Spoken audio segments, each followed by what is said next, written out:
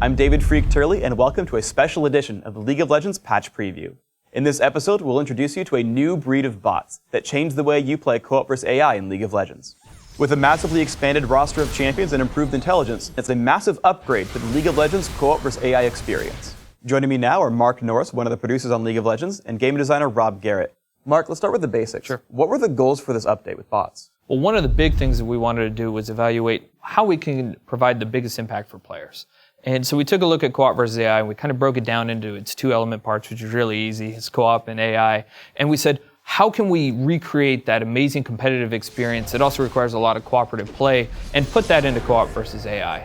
One way that we decided to do that was by expanding the bot roster. The other thing we wanted to do was, of course, make sure that the bots actually felt really fun to play. And with that, we decided to do a whole bunch of improvements on their map awareness and how they interact with one another.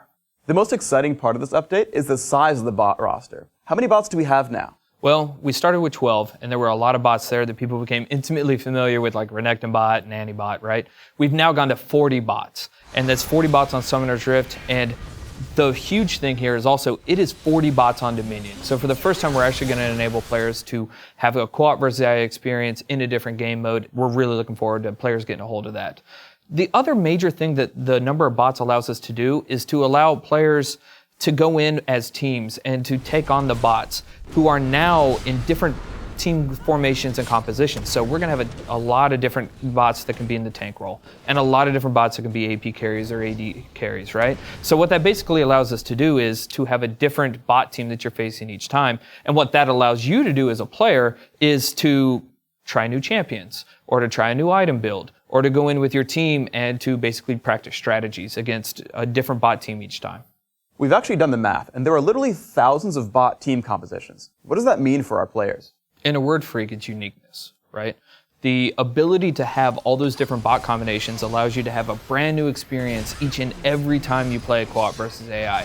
So just like when you're doing matchmaking or just like when you're jumping into ranked games, and that experience is always new and different and exciting, the uniqueness of all those different bots, all those different support characters that are bots now, AD carries, AP carries, those all combine into an experience which says every time you play co-op versus AI, it's new and it's fresh and it's fun. Now, it is more than just the roster size, it's also gameplay. Rob, what kind of new things can the bots do? What can players expect from this? The team was really excited to revisit co-op versus AI, and we've made a number of improvements and added some new features to the bots. Some examples of this are better attack and retreat behaviors. We've added the ability for the bots to use skill shots, so this allows us to make a bot like Amumu who has Bandage Toss or Lux with her Light Binding. Additionally, the bots will use more summoner spells now, like Cleanse and Flash. And then they'll also use activatable items. So you might see a bot using Deathfire Grasp or a bot using Zhonya's Hourglass. You've made a lot of improvements to the bots' awareness, to their surroundings and everything. What kind of gameplay can we see from that? So on Summoner's Rift, the bots make more intelligent decisions regarding their attack and retreat behaviors. This means that, for example, a level 18 bot won't consider enemy minions a very big threat when they're chasing you to try to kill you. Additionally, during a team fight, they'll be more intelligent about targeting a low health opponent or maybe a support character on the other team.